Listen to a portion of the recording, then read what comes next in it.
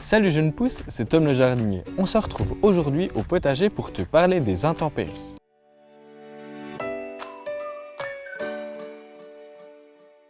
J'ai bien l'impression qu'il y avait bien longtemps que le printemps n'avait pas été aussi pluvieux.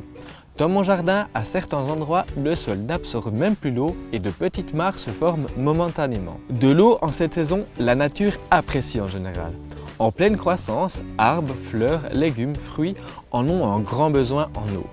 Mais l'excès d'aujourd'hui est plutôt néfaste. Dans le sol, l'eau chasse l'air des interstices.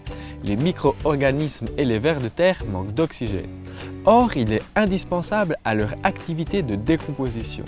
Les végétaux manquent de nourriture et ils stoppent leur croissance. Par ailleurs, si cette humidité ambiante se prolonge, les racines les plus fines et les plus actives pour absorber l'eau et les éléments minéraux risquent de pourrir. Un sol gorgé d'eau est très sensible au tassement lorsqu'on marche dessus. Quand les conditions météorologiques redeviendront plus clémentes, il sera compact et imperméable. De l'eau de pluie partira tout de suite vers les nappes phréatiques sans humidifier la terre autour des racines des végétaux. Voici donc mon programme en 4 actes pour soulager tes plantes. Évite de pailler le sol aussi en ce moment. Il enfermerait cette humidité excessive à la base des plantes. Il est préférable que l'eau s'évapore un maximum pour sécher rapidement le sol quand les pluies cesseront. Fais aussi attention aux limaces. J'ai fait une vidéo l'année passée à ce sujet, tu peux la retrouver juste là en dessous. Évite de piétiner ton sol. Ne marche pas sur la terre gorgée d'eau sous peine de la compacter. Si tu dois traverser ta pelouse ou aller à ton potager, dépose des planches sur le sol provisoirement et chemine dessus. Cela permet de répartir ton poids sur une surface plus large et ainsi minimiser ton impact. Vide les flaques. Elles sont très nocives pour les plantes qui se trouvent dedans, notamment pour les graminées du gazon. Pour faire disparaître l'eau en surface, enfonce les dents de ta fourche bêche verticalement à plusieurs endroits dans la flaque jusqu'à ce que l'eau disparaisse. Attention aux maladies.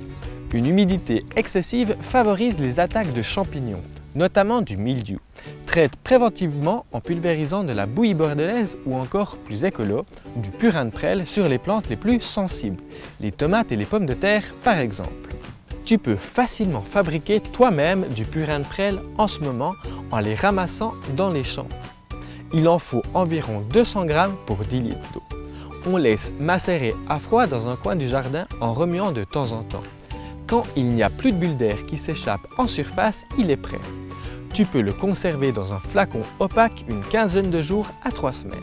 Après la pluie, attends que le sol sèche un peu avant d'intervenir. Il doit être souple sous le pas, mais laisse tes chaussures à peu près propres.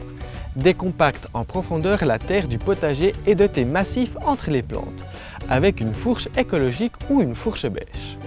Plante les dents de l'outil choisi verticalement dans le sol le plus profondément possible. Plus les dents sont longues, mieux c'est. Fais avec le manche un mouvement de va-et-vient d'avant en arrière, puis enfonce ton outil 15 cm plus loin.